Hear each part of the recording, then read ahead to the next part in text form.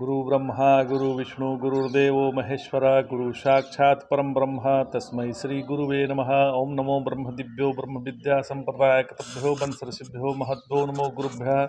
सर्वपल्लवरहित प्रज्ञानघनः प्रगद्धो ब्रह्मेवामस्मि। ओम नारायणं पद्मं वसिष्ठं शक्तिं च तत्पुत्रं पराशरं च व्यासं सुखं गौड़पदं महान्तं गोविन्दमथास शिष्यं श्रीशंकराचार्यमथास्पदपादं च हस्तामलकं शिष्यं तं तोतकं वर्ते काननगुरु सद्तो मानतोऽस्मि।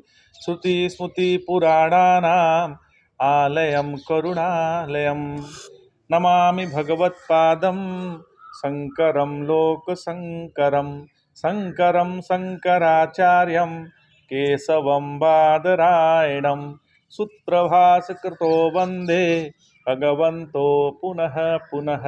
ईश्वरो गुरुरात्मेति मूर्तिभेदविभागिने व्योमवप्ताय देहाय दक्षिणामूर्तये नमः। ओम श्री गुरुभ्यो नमः। ओम श्री परमात्मने नमः। हम लोग गीता के 9वें अध्याय का अध्ययन कर रहे हैं। भगवान एक उक्ति आती है, हरिदेव जगत देव हरिहि, हरिदेव जगत देव हरिहि। इस उक्ति के अनुसार सब कुछ मेरा ही स्वरूप है, अतः जानकर या बिना जाने जो भी पूजन किया जाता है वह मेरी ही पूजा होती है। जो बिना जाने पूजा करते हैं उसकी भेद दृष्टि रहती है, इसलिए उनकी पूजा अविधि पूर्वक है। और जो ब्रह्मार्पण ब्रह्म हवि के अनुसार शब में ब्रह्म दृष्टि रख कर पूजन करते हैं उनकी पूजा विधि पूर्वक होती है। ये लोग देवताओं को पृथक पृथक मानकर पूजन करते हैं, इसीलिए उन्हें इन देवताओं की ही प्राप्ति होती है, वे मुझे प्राप्त नहीं होते, क्योंकि उनकी ऐसी बुद्धि तो रहती नहीं है कि सब भगवत स्वरूप ही है। इसी से जन्म मरण से मुक्ति भी नहीं होते। अतः यदि अनुभव न भी हो तो भी शास्त्र और गुरु वचनों में विश्वास रखकर भगवत बुद्धि से ही उपासना करनी चाहिए। धीरे धीरे अनुभव भी हो जाएगा। यदि शास्त्र और गुरु के वचनों में हम विश्वास नहीं रखेंगे या अभी तक नहीं रखे हैं तो हम भटक ही रहे हैं महाराज। अन्य देवताओं का पूजन करने से भी मेरा ही पूजन कैसे होता है, यह बात अगले श्लोक में भगवान स्पष्ट करते हैं। भगवान कहते हैं, अहम ही सर्वयज्ञानां भोक्ता च प्रभुरेव च न तु मामभिजानन्ति तत्त्वेनातस्यन्ति। अर्थात मैं ही संपूर्ण यज्ञों का भोक्ता और प्रभु हूँ। जो मुझे इस प्रकार नहीं जानते वे तत्वच्युत हो जाते हैं। भगवान को सर्वरूप में देखना यही उन्हें तत्व से जानना है, किंतु इस रूप में तो उन्हें कोई महापुरुष ही जानते हैं, कोई महात्मा ही जानते हैं। तथापि वास्तविकता तो यही है कि ज्ञाता ज्ञान ज्ञेय त्रिपुटी के रूप में वही भास रहे हैं। चाहे ज्ञाता हो, ज्ञान हो या ज्ञेय हो, ये जो त्रिपुटी है तीनों रूपों में वही भास रहे हैं। ज्ञाता ज्ञान ज्ञेयम त्रिविधम ब्रह्मेतत। चौंते का तात्पर्य यह है कि सदगति तो उनकी भी हो जाती है, परंतु उनकी पुनर्जन्म होता है, उनका भी पुनर्जन्म होता है। अहम ही सर्वयज्ञानां भोक्ता च। किसी के नाम से अर्पित करो खा जाते हैं, कौन? भगवान। और प्रभुरेव च, फल भी वही देते हैं। अच्छा महाराज, आप जानते हैं कि आपकी आराधना है और उनका दिया हुआ आप ही खाते हैं तथा उनके दिए हुए फल आप ही देते हैं, तब उन बेचारों की गलती क्या है, उनका दोष क्या है? तो भगवान बोले कि उनका दोष यही है कि उनको तत्वेन मेरा अभिज्ञान नहीं है।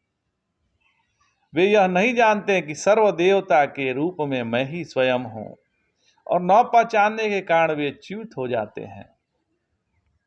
न तु माम भी जानन्ति तत्तेनास्यन्तवन्ति ते। वे नहीं जानते कि इंद्र चंद्र वरुण आदि के रूप में एक ही भगवान है।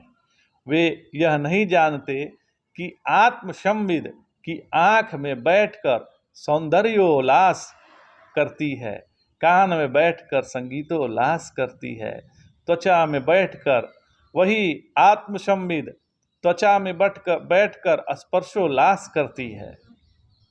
उनको यह बात मालूम नहीं है और उनका यह ज्ञान ही उन्हें च्युत कर देता है। यही है ज्ञान की महिमा महाराज। यह जानकारी चाहिए कि संपूर्ण इंद्रियों के रूप में, उनके देवताओं के रूप में, उनके विषयों के रूप में अखंड आत्मदेह ही सम्मिलित हो रहे हैं। यह शैवों की भाषा है। वेदांतियों की भाषा में वही प्रतीयमान है, वही भासमान है। ज्ञान प्राप्त करना आवश्यक है। भागवत में भगवान को इससे थोड़ा सा उदार बतलाया गया है। उसमें भक्त की दृष्टि इस प्रकार है, सर्वयो एव यजन्ति त्वां सर्वदेव महेश्वर ये प्यान्य देवता भक्ता यद्यपन्यधियः प्रभो यथाद्रि प्रभवा नद्यः प्रजन्या पुरिताः प्रभो विशान्ति सर्वतः सिंधु तद्वत्त्वां गतयोऽन्ततः। हे प्रभु, आप सर्वदेवमय परमेश्वर हैं और जो जिस किसी का भी आराधना करता है वह भले ही अन्य देवताओं का नाम लेता है, भले ही उसको आपसे अन्य समझता है। हे भगवान, जैसे पहाड़ से नदी निकली, बादल ने वर्षा से उसे भर दिया और वह चारों ओर से समुद्र में पहुंच गई, इसी तरह से कोई किसी मार्ग से चले आपके पास ही पहुंचता है। तो भागवत में थोड़ा इसको सरल किया हुआ है। तो नारायण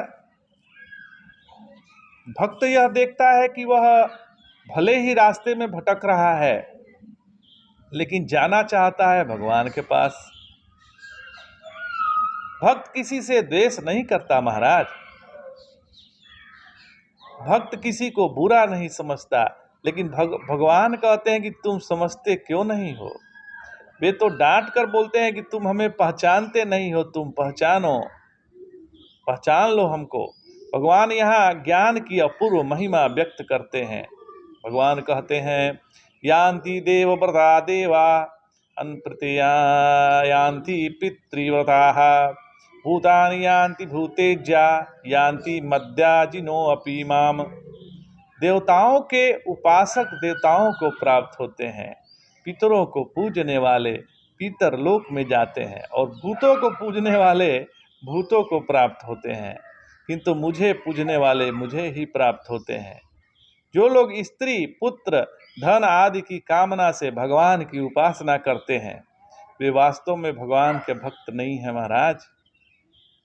वे तो भगवान की ओट में स्त्री पुत्रादि के ही भक्त हैं। उनको स्त्री चाहिए भोग के लिए, पुत्र चाहिए, उनके ही वो भक्त हुए हैं। भगवान के भक्त तो केवल भगवान को ही चाहते हैं। भगवान की उपासना कितने प्रकार की है? तो यूं तो सगुण निर्गुण भेद से उपासना दो प्रकार की है। निर्गुणोपासक योग साधन के द्वारा परमात्मा की उपासना करते हैं। सगुणोपासना साकार निराकार भेद से दो प्रकार की है। प्रधानतया आर्य समाजी सगुण निराकारोपासक हैं। ईसाई मुसलमान भी इसी कोटि में आ जाते हैं। ये लोग भगवान में दया, न्याय, कृपा आदि दिव्य गुण तो मानते हैं, परंतु उसका कोई आकार नहीं मानते। सकारोपासन के इष्ट देव की लीला तथा स्वरूप आदि के भेद से अनेक भेद हैं, किंतु ये सभी उपासनाएं मुख्यतः तीन भेद में विभक्त की जा सकती है। तो क्या? तो एक है वैधि उपासना, जो शास्त्र विधि या कुल परंपरा के अनुसार पूजन आदि किए जाते हैं, वह वैधि उपासना है। इसको वैधि उपासना कहते हैं। इसमें विधि विधान की प्रधानता होती है, इष्ट देव के गुण या भाव की प्रधानता नहीं होती। दूसरा होता है गौड़ी उपासना। इसमें इष्ट देव के गुण व प्रभाव पर दृष्टि रहती है। भगवान के ऐश्वर्य को लक्ष्य करके उनकी भक्ति करना गौड़ी उपासना है। और तीसरा है अनुरागात्मिका उपासना। इसमें प्रेम की प्रधानता होती है। यहाँ न विधि विधान का विधान है, बंधन होता है, न विधि विधान का बंधन होता है, न ऐश्वर्य का आकर्षण। भगवान अपने स्वजन होते हैं और स्वजन के समान ही उनमें सहज स्नेह होता है।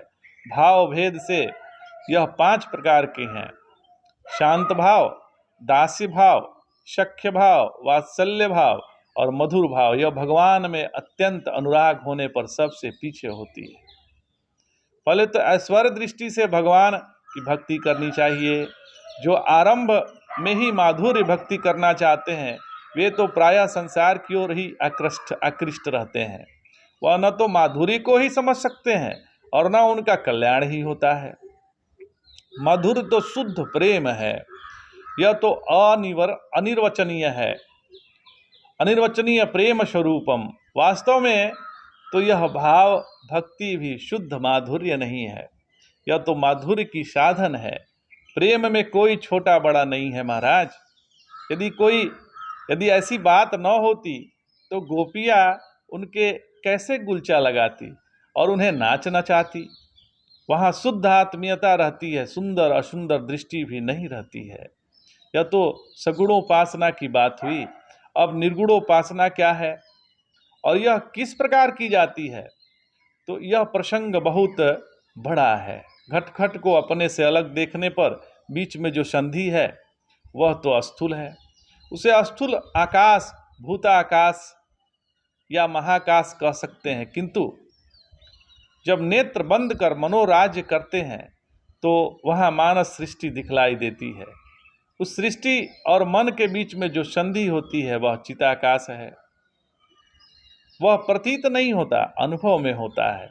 उसमें स्थित होना ही निर्गुणोपासना है।